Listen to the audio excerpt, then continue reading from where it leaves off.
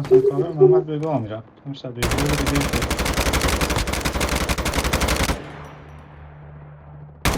آقا ما اصلا میگیم تو سر این دکل مادر قهبه که وایسادی مکتن دستته.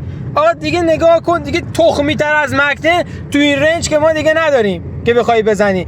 من میگم آقا رو سر این دکل مادر جنده که تو وایسادی، خب آقا مکتن دستته، اصلا کل همین دکل تو کونت. خب من دارم میگم داداش تو چجوری میتونی این اودن شیری 25 تا تیر میخوره، تو چه جوری میتونی 24 تا تیر رو بزنی اینور اونور؟ یارو وایساده کسخل مالیاتی، یارو وایساده جلو تو، بعد کسی که وایساده رو نمیتونی بزنی، یه دونه تیر زد بهش سر جمع، همش یه دونه تیر.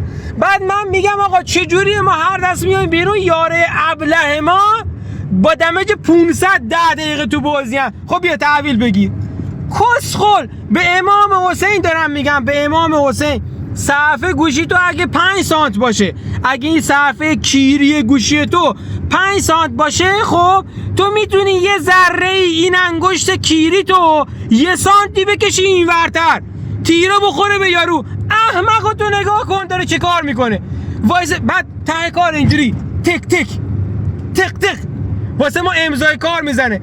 کس ننت مادر قهبه، هیچ تیری به یارو نزدی، فقط گو میخوری.